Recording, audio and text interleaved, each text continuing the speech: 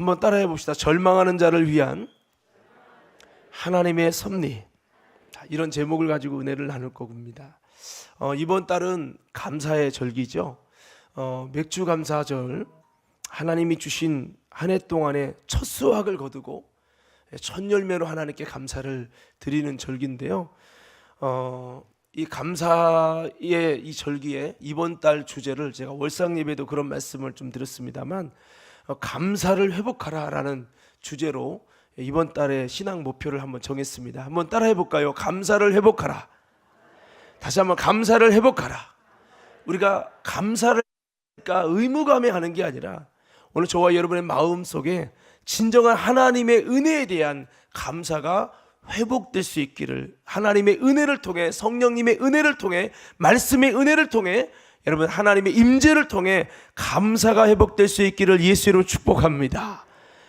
가인의 예배는 감사를 모르는 예배였기 때문에 그 감사가 무너지고 예배가 실패된 거죠. 여러분 제가 월상 예배도 그런 얘기했지만, 예배의 정의가 뭐냐면 은혜 주신 하나님에 대한 우리의 감사의 응답이에요. 그래서 이미 하나님이 우리에게 은혜를 주셨거든요. 내가 오늘 받을 은혜를 위해 예배하는 것도 틀린 말은 아니지만, 원래 예배는 내게 이미 주신 하나님의 은혜를 기억하여 그 은혜 주신 하나님에 대해 감사하는 마음으로 우리가 응답하는 거예요. 예배에 여러분 감사에 대한, 은혜 주신 주님에 대한 응답이 없다면 이것은 예배가 아닌 거예요. 예배는 받으러 오는 것이 아니고 내가 주님이 주신 은혜에 대해 감사로 응답하는 자리, 이게 예배예요. 이게 1번이에요. 우리가 하나님께 서비스를 드리는 거예요. 선제가 있었죠. 하나님이 내게 행하신 선하시고 아름다운 은혜의 일들이 있었어요. 독생자 예수님을 나를 위해 죽여주셨고요, 나를 구원하기 위해서 수많은 언약과 수많은 선지자를 보냈고요, 지금도 우리에게 얼마나 예수 피와 성령을 주시고 구원을 주시고 약속을 주시고 예수 안에 풍성한 삶을 살게 하시고 불꽃 같은 눈동자로 우리를 보호해 주시고, 하나님이 내게 뭐 해준 거 있습니까가 아니라 하나님이 주신 생명 때문에 지금 살아있는 거예요. 우리는 주님이 이미 주신 그 은혜를 우리가 알지 못한다는 건 시험에 들었다는 거예요.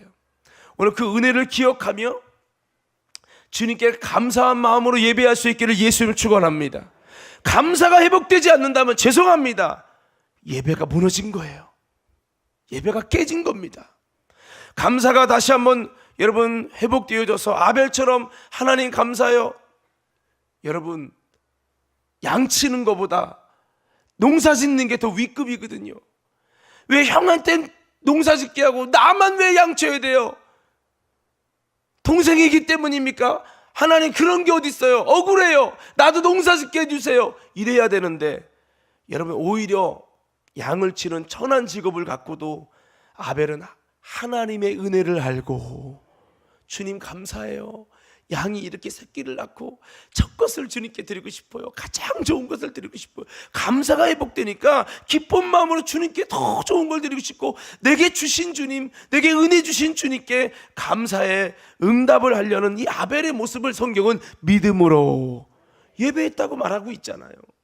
그러나 감사한 줄 모르고 은혜를 모르고는 가인은 그냥 적당히, 그냥 형식적으로 맥주 감사를 하니까 적당히 그냥 이런 식으로 하는 거죠. 감사가 회복되지 않은 사람은 예배가 회복될 수가 없습니다. 그러므로 우리는 꼭 이번 한 달 감사가 회복되어 예배가 회복되고, 예배가 회복되어 삶이 회복되어지고, 하나님과의 관계도 믿음도 회복되어지는 우리 모두가 되기를 예수 이름으로 축원합니다. 아멘. 아멘. 아멘하고 가만히 있는 분은 꼭 뭐와 같냐면, 어린아이가 밥을 먹는데 밥 먹어 이러고 안 먹는 거 똑같은 거야.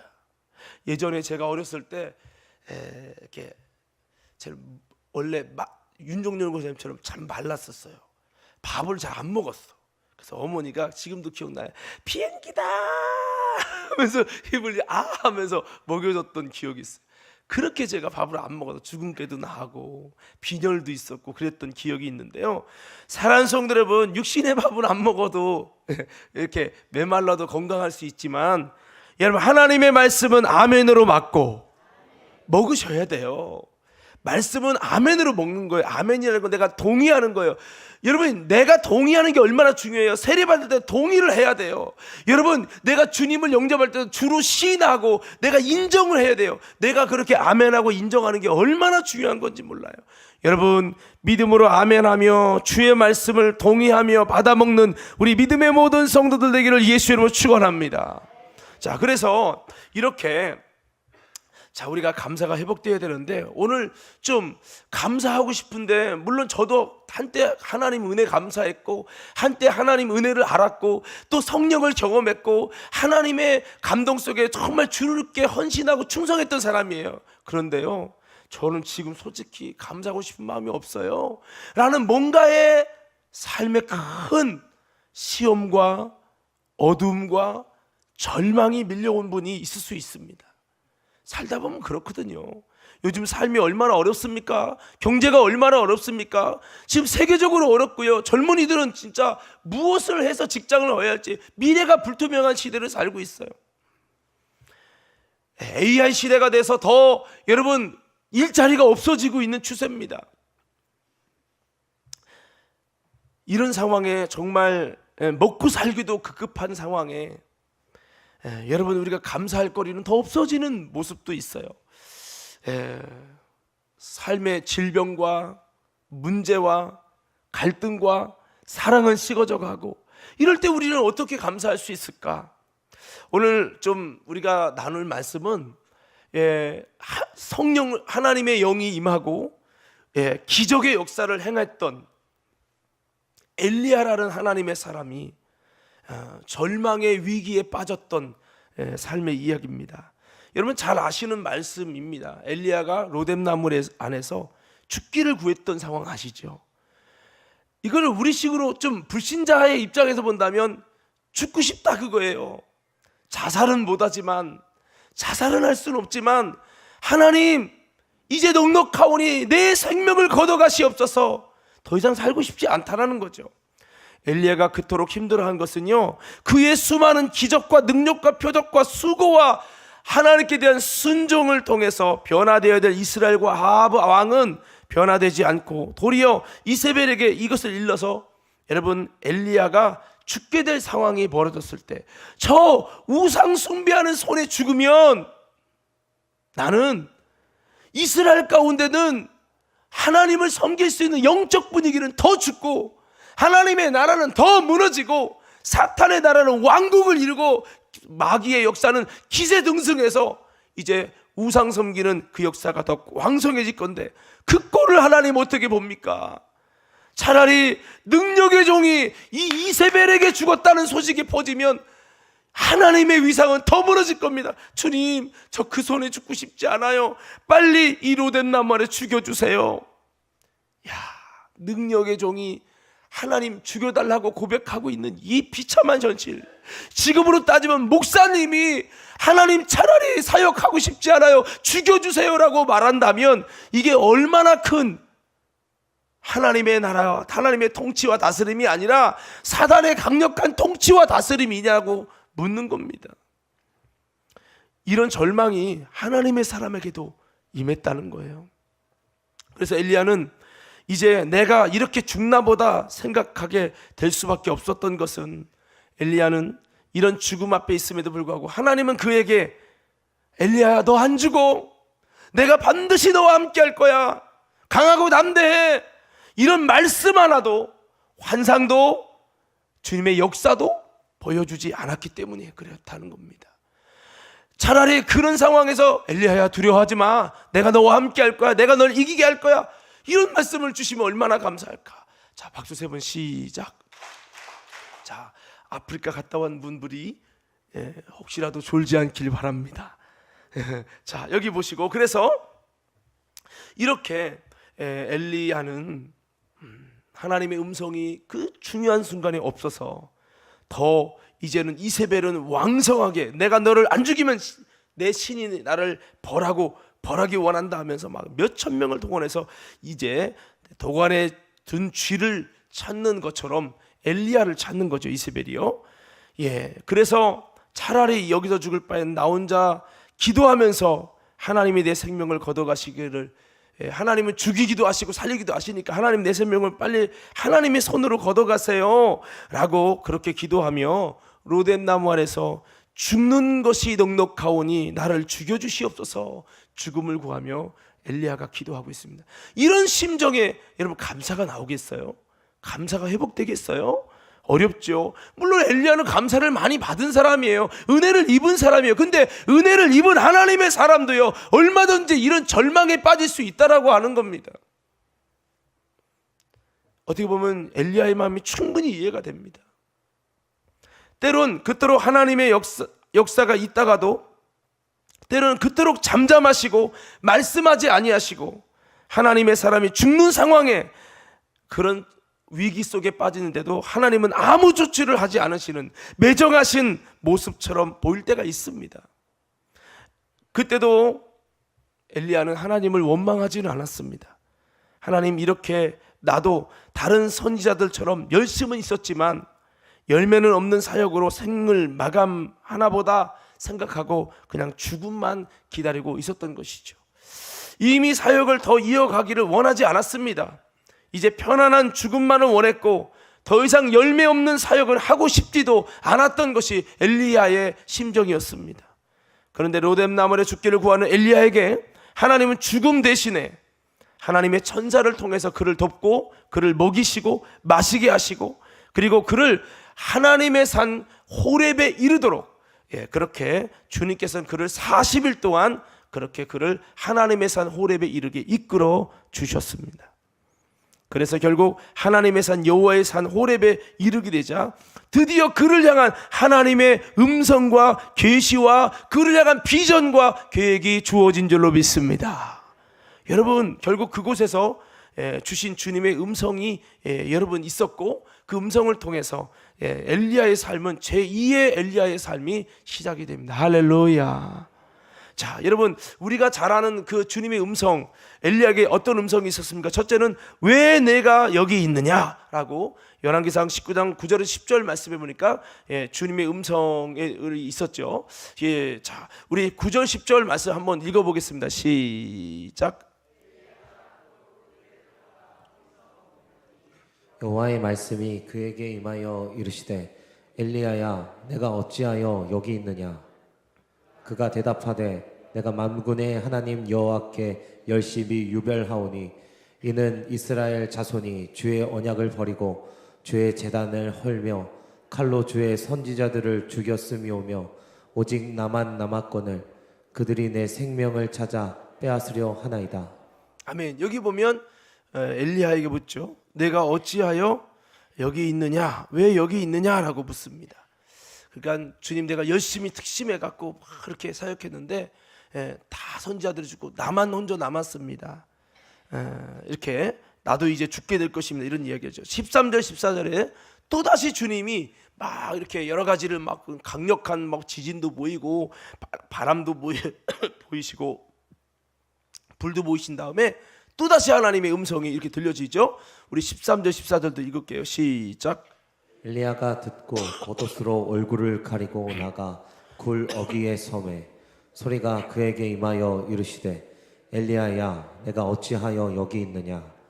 그가 대답하되 내가 만군의 하나님 여호와께 열심히 유별하오니 이는 이스라엘 자손이 주의 언약을 버리고 주의 제단을 헐며 칼로 주의 선지자들을 죽였음이오며 오직 나만 남았거늘 그들이 내 생명을 찾아 빼앗으려 하나이다. 지금 팩트만을 말하는 거예요. 여기서 보면 주님이 여전히 묻는 거, 왜 내가 여기 있느냐? 한번 따라서, 왜 내가 여기 있느냐?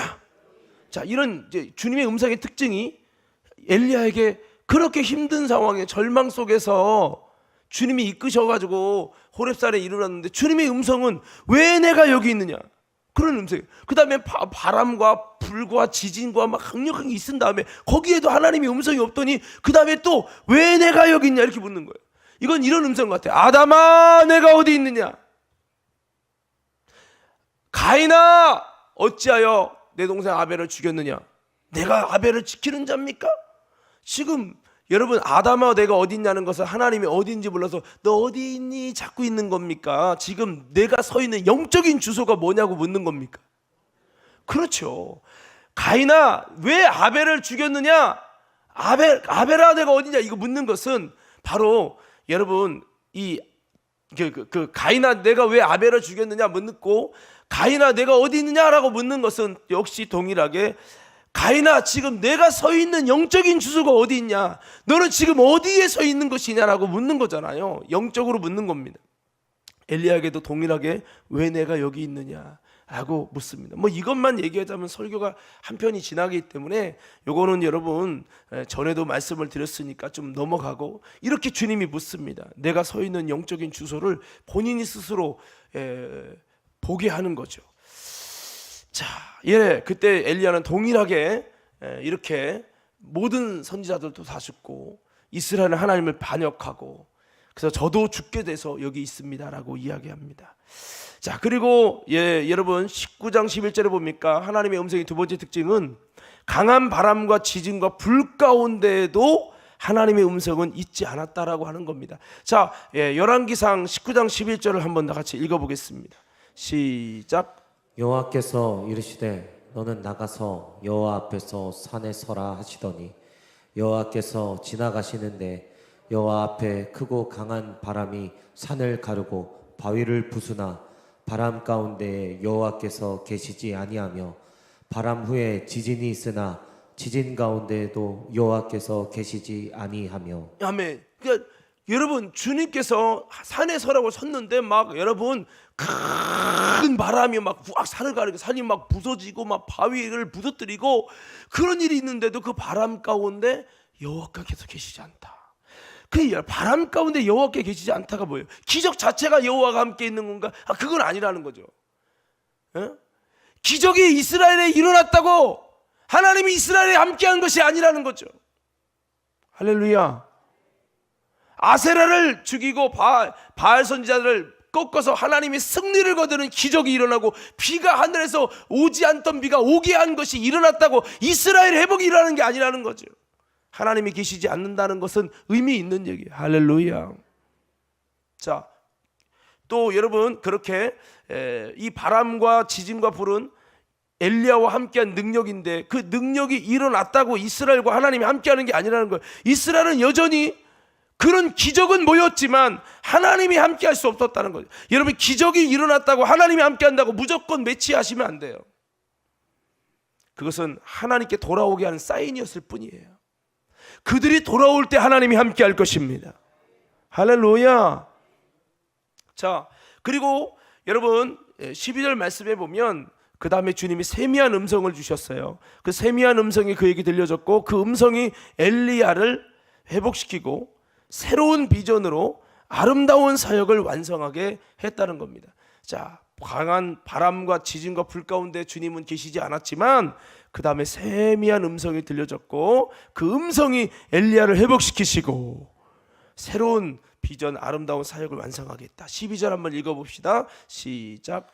또 지진 후에 불이 있으나 불 가운데에도 여호와께서 계시지 아니하더니 불 후에 세미한 소리가 있는지라. 아멘. 자, 그렇죠. 불 후에 이 세미한 음성이 있었습니다. 자, 그 세미한 음성의 계획은 무엇이었을까요? 그 세미한 음성은 무엇이었을까요? 자, 여러분 그 세미한 음성 여러분 19장 15절 18절 말씀에 나오는데요. 이 주님의 세미한 음성은 바로 주님의 계획입니다. 엘리야를 향한 하나님의 답입니다. 그가 고민하는 절망에 대한 답을 주시는데 그것은 엘리야를 그래 너 죽여줄게 이게 아니에요. 엘리야를 향한 하나님의 계획이 있었어요. 하나님의 비전이 있었습니다. 그 세 가지를 엘리야에게 말씀하면서 너는 이것을 이루어라. 너가 이것을 통해 이룰 때 이것을 통해 하나님의 귀한 역사가 일어날 것이다 라고 말씀합니다. 자, 여러분 그 계획을 한번 보십시다. 15절부터 18절 함께 다 같이 보겠습니다. 시작.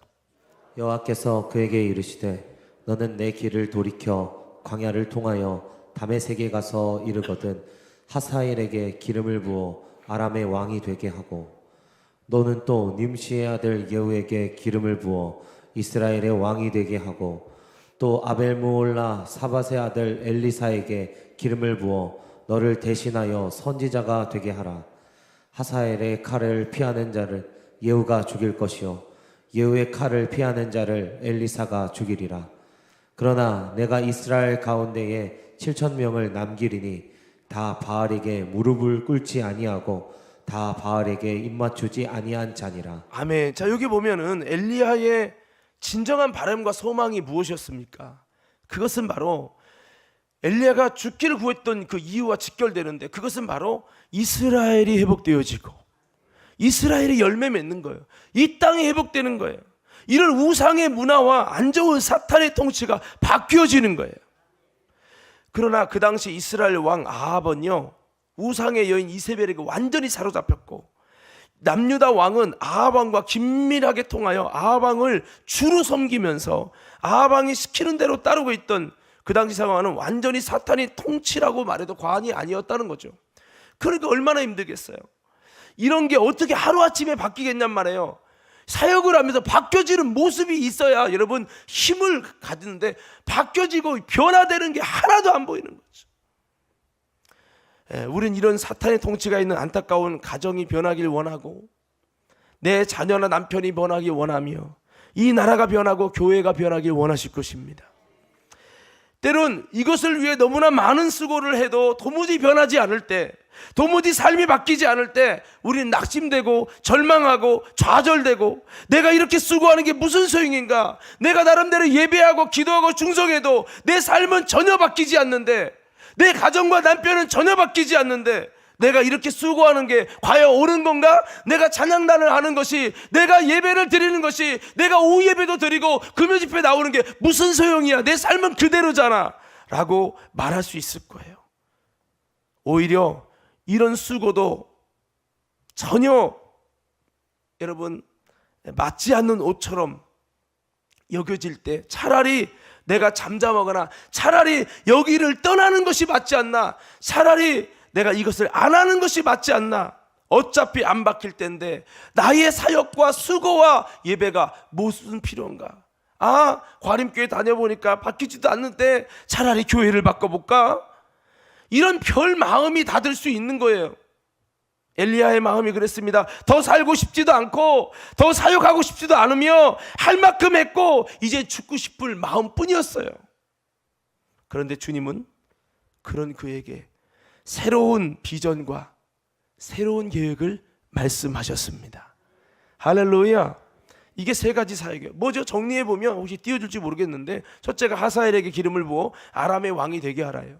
두 번째가 뭡니까? 님시의 아들 예후에게 기름을 부어 이스라엘 왕이 되게 하라는 겁니다.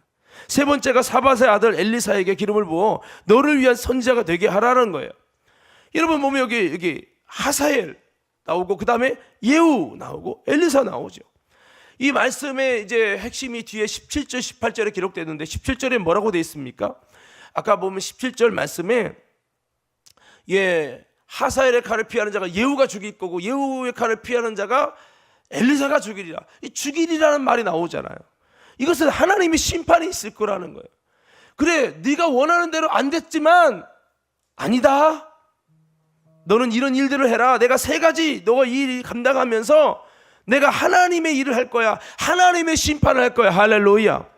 지금 너가 원하는 그 숙제, 너가 원하는 그것을 내가 이룰 거야 라고 지금 주님이 말씀하고 있는 거예요. 그리고 여러분 18절에는 바알에게 무릎 꿇지 않은 7,000명을 남겨 넣었다고 말씀하고 있는 겁니다. 이 말씀은 사실 엘리야에게 굉장히 위로의 말씀이고 응답의 말씀이고, 그토록 답답했던 하나님의 시원한 답이었습니다. 자, 여러분 17절은요, 너가 그토록 답답해하고 안타까워하는 그 이스라엘을 내가 심판하며 바꿀 것이라. 너가 생각하는 이스라엘의 변화 내가 계획하고 이제 하나님의 심판을 구체적으로 하리라 라고 하는 엘리야의 그토록 바라고 원했던 기도의 제목을 이룰 것이니, 너는 그 기도 제목을 이루기 위해서 그 일을 행할 사람을 기름 부어라 라고 말씀하신 거라는 거예요. 이것은 이제 하나님의 심판의 때가 되어 내가 직접 이스라엘 뒤집어서 사탄의 통치를 끝내게 하겠다는 말씀이에요. 할렐루야. 이게 얼마나 눈물 나는 일인지 몰라요. 둘째 18절에 보니까 바알에게 무릎 꿇지 않은 7천 용사를 남겨놨다고 했죠. 이게 얼마나 감사한 말인 줄 아십니까? 엘리야는 나만 홀로 남았다고 했어요. 나만 홀로 남았다. 2번이나 그렇게 얘기했어요. 이것은 저만 어떻게 보면 열심으로 했지만 이제 선지자들 다 죽고 나만 선지자 나만 남았는데 나도 죽음 앞에 있으니 이제 이 땅에 하나님 나라는 끝났습니다.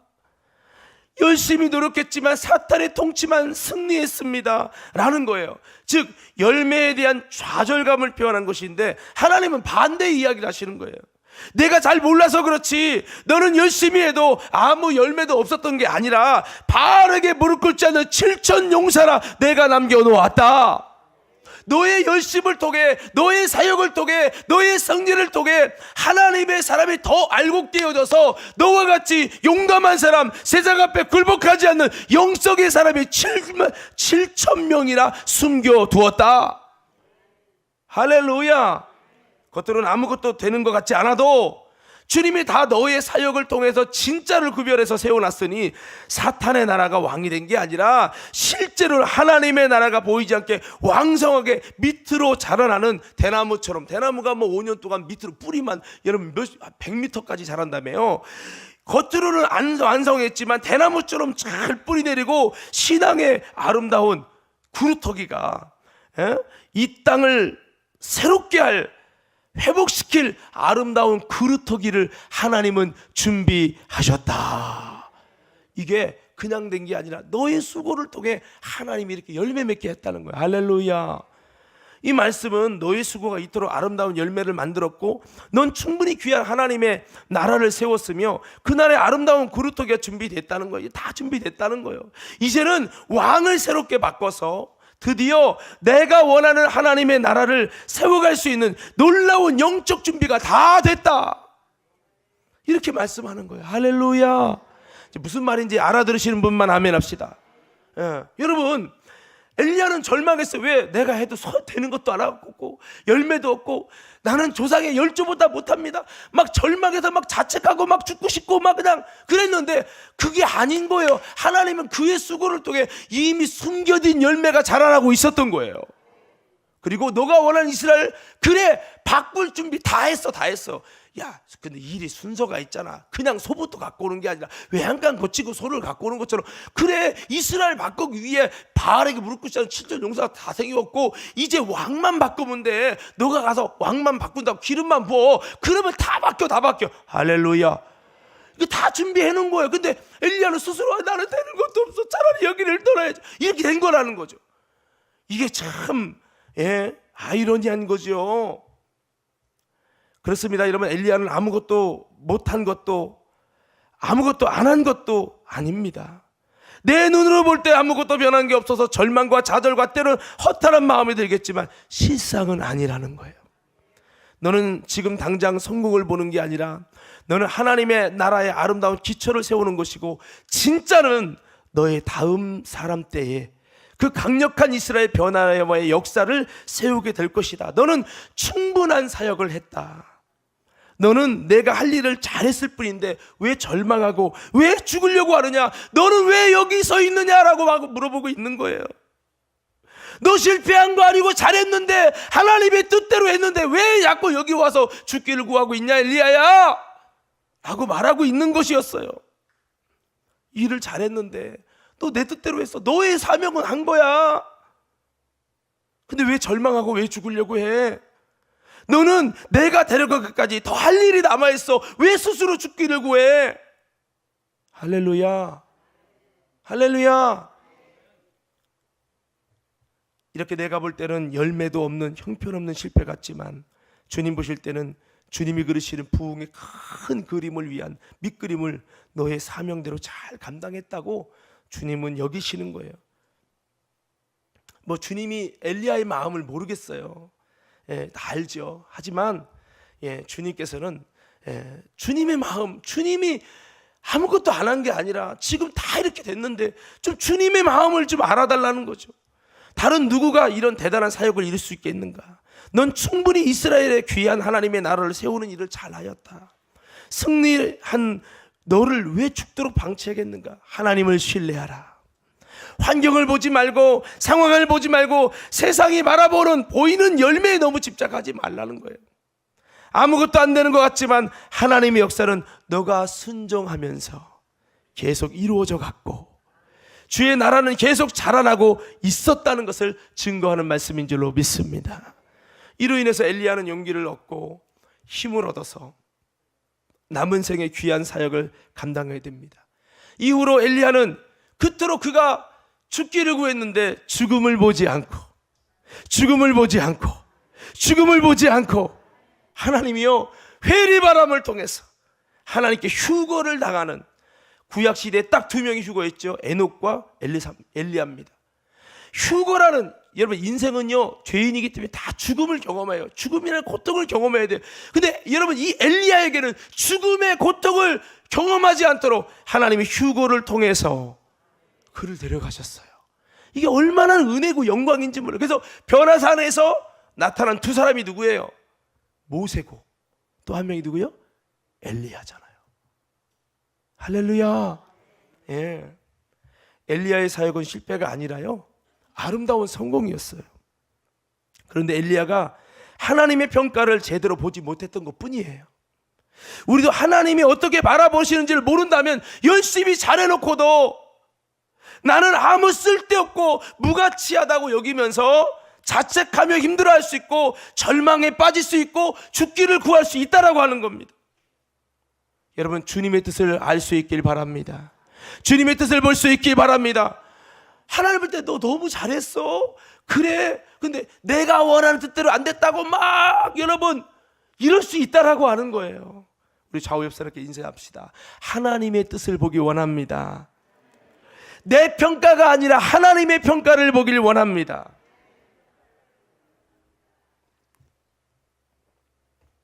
여러분 성경이 뭐예요? 거듭나야 하나님의 나라를 볼 수 있고 하나님 나라에 들어갈 수 있다고 그랬어요. 어떻게 보면 엘리야는 거듭났죠.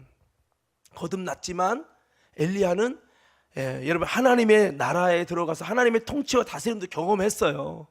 그렇지만 중요한 건 여전히 그가 하나님의 마음과 하나님의 뜻과 하나님의 평가를 제대로 보지 못하고 삶에 보여지는 것만 보다 보니까 상황만 보다 보니까 마치 풍랑에 빠져드는 베드로처럼 그런 안타까운 모습이 있었던 거죠.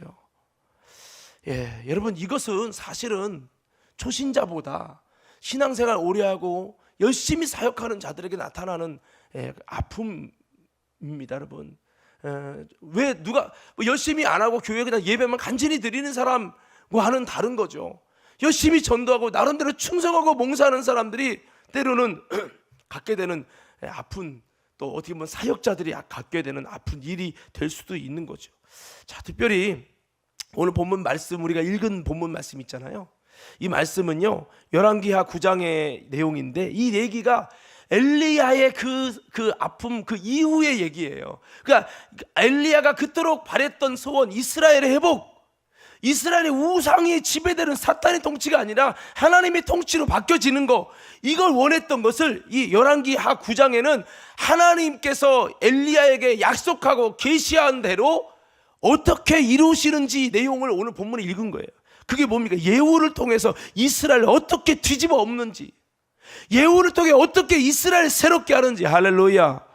여러분 사실은 여러분 제가 다 읽을 수는 없지만 본문을 사실 그래도 좀 길게 했는데 여러분 아주 요만큼만 본 거예요. 이게 뭐냐면 오늘 본문이 예후를 통해서 이스라엘의 그 이세벨의 아들 있죠. 그 요담이라는 사람이에요. 오늘 본문에 요담이라는 왕을 죽이고 그 다음에 요담의 꼬봉이 되어져 있는 여러분 이 유다의 왕도 여러분 죽이고, 그리고 이스라엘의 이제 뒤로 넘어가면 이제 이세벨을 처형합니다. 그리고 이제 그 다음에 넘어가면 이스라엘의 바알 섬기는 사람을 다 끌어모아서 여러분 바알에게 큰 제사 드린다고 오니까 막 다 몰려왔잖아요.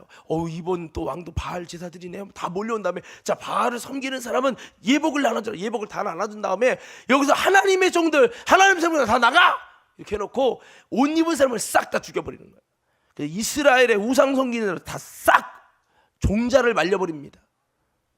그렇게 되면서요, 그 다음에 이세벨의 여러분 아들들, 그 아합의 아들들을 다 죽여버립니다.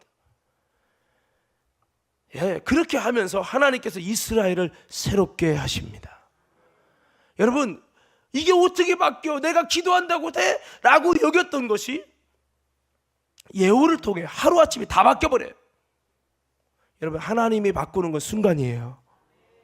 여러분, 우리가 한계가 있지만, 근데 이거를 보면 생각을 해보세요. 제가 여러분 뭐 좀 시간이 없어서 또 제가 이렇게 좀 그냥 먼 곳으로 좀 차근히 나가야 되는데 좀 건너뛰고 말씀을 드린다면, 하나님의 입장에서 여러분 물론 그 엘리야를 통해서도 뭐 바알 선지자들 죽이고 했지만은, 엘리야를 통해서 여러분 아합의 아들들 다 죽이고 그럴 수 있죠. 그렇지만 하나님은 하나님의 사람에게 손에 피를 묻히지 아니하시고, 그건 다른 사람이 하고, 그런 하나님이 심판을 하는 일은 다른 사람이 하고, 너가 할 필요는 없잖아. 너는 그 더러운 꼴 안 봤으면 좋겠어. 하나님은 엘리야를 향한 우대를 하신 거예요. 그러다 보니까 엘리야는 그런 하나님의 심판과 하나님의 이스라엘을 회복시키고 이 우상 숭배자를 다 처형하는 거를 엘리야의 방식으로 한 게 아니라 하나님의 방식으로 한 거예요. 제가 이번에도 아프리카 갔지만, 아니 어떤 분이 아까 기도하는데 그래요. 감기 걸려 갔는데 다 나아서 왔대요. 그런 말이 들려. 이 뭐니? 우리 얘기 같은데? 이런 생각을 했는데, 그 맞습니다. 감기 걸려서 가신 분이 있어가지고 가서 앓고, 저는 이제 사역 시작해서 집회를 해야 되는데 막 감기가 와가지고 몸살이 와가지고, 목은 막 또 목소리 염증이 있어가지고 막 감기 때문에 목소리도 안 나오고, 그런 악조건이 있었지만 하나님의 은혜 가운데 그 어려운 환경을 통해서도 또 설교하니까 말씀이 목소리가 나오게 하시고, 그러면서 말씀을 통해서 또 은혜를 받고, 할렐루야. 그래서 목회자 세미나 하는데, 여러분 목회자 세미나 하고 또 그분들이 은혜 받아서 카톡에 150명 톡방이 있는데, 목사님들이 막 은혜 받아서 막 이번에 막 내일 평지도 집회에 막 우리 성도도 데리고 가자, 우리는 데리고 간다, 막 사진 보내고 이런 난리가 일어나면서, 토요일 날 비가 와서 아프리카 비 오면 학교도 안 간대요. 비 오면 아무것도 안 움직인대요.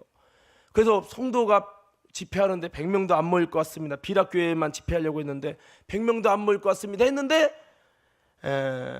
목사님 각오하셔야 된다라고 하는 얘기를 들었어요. 성교사님에게. 뭐 어쩔 수 없게 됐지만, 모든 것을 경영하시고 이루시는 분은 하나님이시니까, 사람이 계획할지라 그 발걸음 인도하시는 분 하나님이시니까, 이 말씀을 우리가 그때 아침에 나눴어요. 나누고선 하나님께 맡겨드리고 우리의 모든 경영을 주님께 맡겨드리고 갔는데, 웬걸 그다음부터 비가 그치더니 그 촉촉한 여러분 땅에서 또 거기는 안에 들어가서 봉헌, 더우니까 예배당 새로 진데 안에서 집회를 해야 될 거 아니에요. 근데 거기는 그걸 반대해요. 왜냐하면 봉헌식 전에 들어가는 건 예의가 아니라는 거죠. 그래서 밖에서 천막을 쳐놓고 밖에서 떼안볕에서 집회를 해야 되는데, 떼안볕에서 막 그들은 막 2시간씩 뛰잖아요. 먼지가 얼마나 날리겠어요. 근데 바닥이 적셔져서 먼지가 안 나르는 상황으로, 날씨는 이제 구름만 끼고 바람만 불고 시원한 선풍기가, 대형 선풍기가 돌아가고, 그러면서 사람들이 막 모이기 시작해서 그 100명도 안 모인다는 집회에 500명이 모였어요. 어떤 집회는 제가 가보렇게 보니까 우리 교회처럼 무대를 멋지게 막 음향을 쫙 해놓고 막 몇 천만 원 들여서 무대 집회를 탁 해서 간증, 누가 와서 간증한다고 탁 했는데, 거기보다도 그렇게 대형 집회를 해놓은 것보다도, 시내에 해놓은 것보다도 우리 그 집회 더 많이 모인 거예요. 그래서 참 하나님이, 그러니까 뭐예요? 내가 원하는 방식으로 건강한 상태로 최상의, 그거 내가 원하는 거죠. 내가 원하는 방식은 아니지만 하나님이 원하는 방식으로.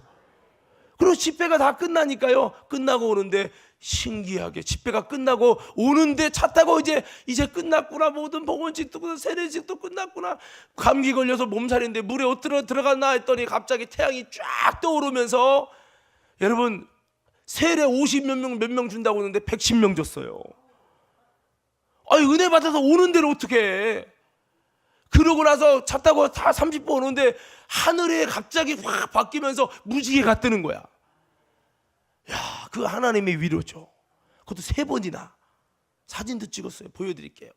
여러분, 제가 이런 말을 하는 건 내가 원하는 방식은 아니에요. 내가 원하는 방식은 건강하게 내가 원하는 그림처럼 알면 아니지만 하나님이 엘리야를 통해서 이렇게 바알의 불지는 7천 용사를 세우시고, 여러분, 그리고 하나님께서 이스라엘 통째로 이들은 이스라엘 백성이 안 바뀌니까 내가 그 우상 숭배자들을 기회를 줬지만 안 바뀌니까 그 아합과 이세벨의 그 모든 집단을 다 뒤집어서 심판하시고 새로운 나라를 건설하리라. 하나님이 그래서 우상 숭배자를 이 예후를 통해 다 척결하는 내용이 오늘 열왕기하 9장의 내용이에요. 여러분, 하나님 살아계신 걸 믿으시기 바랍니다. 엘리야가 직접 이걸 눈으로 봤다면 막 얼마나 시원했을까요? 근데 여러분, 물론 엘리야가 승천해서 이제 낙원에 있으면 받겠죠. 이야, 내가 그렇게 원한다게 됐네. 내가 세운 저 사람이, 하나님이 내게 마지막에 명령한 그 사람들을 통해 하나님이 그렇게 하셨고, 하나님이 다 작업하신 거였구나. 하나님은 모든 걸 내가 기도한 뜻대로 다 될 거를 만들어 놓고 계셨는데 내가 이걸 모르고 그렇게 절망했던 거구나. 엘리야가 얼마나 속이 시원하고 감사하고 기도한 대로 되게 하심을 감사합니다. 얼마나 큰 낙원에서도 위로가 되지 않았을까? 뭐 엘리야가 원하는 거 다 됐으니까요. 할렐루야. 이게 우리 하나님이에요. 내 뜻대로 내가 원하는 방식대로 되지 않을지라도. 오늘 좀 뒤에 좀 내용이 더 있지만 오늘 말씀을 좀 마무리하겠습니다. 사랑하는 성도 여러분, 우리는 삶 속에서 내 뜻대로 지금 당장 안 됐을 때 절망하고 이것 때문에 안타까워하고, 그리고 하나님이 정말 계신 건가? 내가 기도하고 수고하는 게 무슨 소용이지? 이런 질문을 우리가 던질 때가 많아요. 여러분 꼭 기억하세요. 하나님 살아계십니다. 하나님 지금도 일하십니다.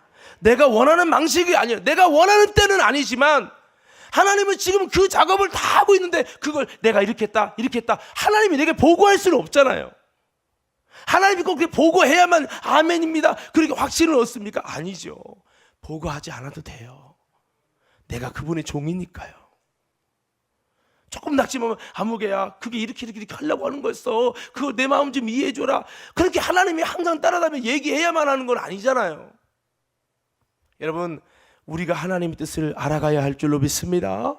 여러분, 우리가 엘리야와 같이 로뎀나무 아래 죽기를 구하며 절망하는 자리에 있다면 다시 한번 하나님의 이끄심 속에 있는 호렙으로 올라가셔서 하나님의 비전과 하나님의 놀라운 여러분 하나님의 음성과 하나님의 뜻을 만나서 하나님의 새롭게 시작하시는 그런 역사를 만나서 우리도 새로운 삶이 시작되는 우리 믿음의 성도들 되어지기를 예수 이름으로 축원합니다. 그래서 우리 삶 속에 감사하려고 해도 이런 엘리야와 같은 절망적인 일이, 영적인 근심이 여러분 우리 속에 먹구름처럼 있어서 감사할 수 없는 사람이 있다면 오늘 엘리야에게 주셨던 하나님의 놀라운 이 비밀들과 이 말씀들을 통해 하나님이 엘리야가 기도한 대로 예후를 통해 이스라엘을 어떻게 바꿔가시는지 우리는 이 말씀들을 통해서 그렇구나 엘리야가 오해했구나, 오해해서 힘들었구나, 쓸데없는 오해였구나. 우리 쓸데없는 오해에 빠져서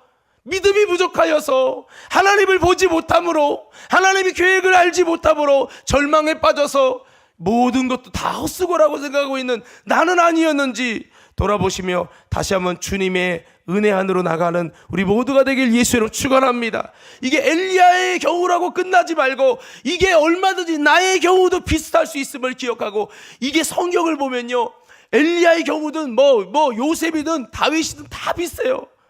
그때는 절망하고 있지만 하나님은 더 귀한 걸 예비하고 계세요. 한번 따라서 하나님께서는 더 귀한 것을 예비하고 계십니다. 여러분 절망하지 말고 신실하신 하나님 바라보면서 믿음으로 전진하실 수 있기를 예수님 이름으로 축원합니다.